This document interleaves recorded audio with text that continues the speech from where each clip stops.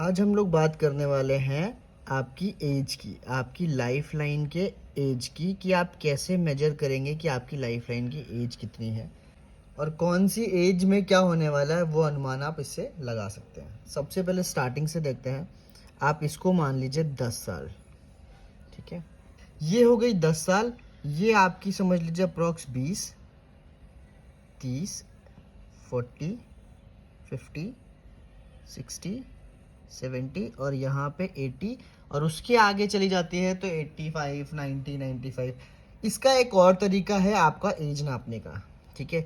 पहली लाइन से नीचे से आप देखिए, ये गुरु पर्वत के एग्जैक्ट नीचे से आप जो लाइन खींचेंगे सीधी आएगी। जहाँ पे ये लाइन यहाँ पे मैच होती है वो एज होती है आपकी 20 साल की, ठीक है।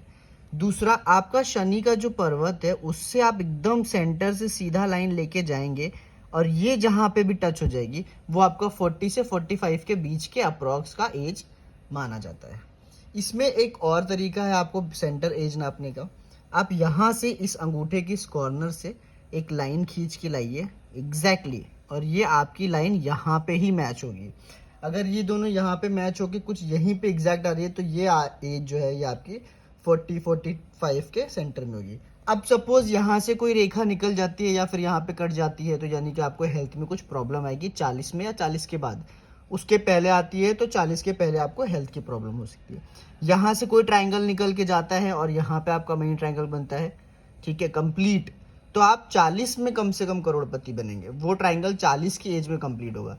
तो ये एक अंदाजन आपको बताने के लिए बताया गया है कि ये होता है एज गैप, ये होता है एज कैलकुलेटर। इससे आप अंदाजा लगा सकते हैं कि कहाँ पे आपकी एज है और कहाँ पे आपका कौन सा निशान किस एज में है।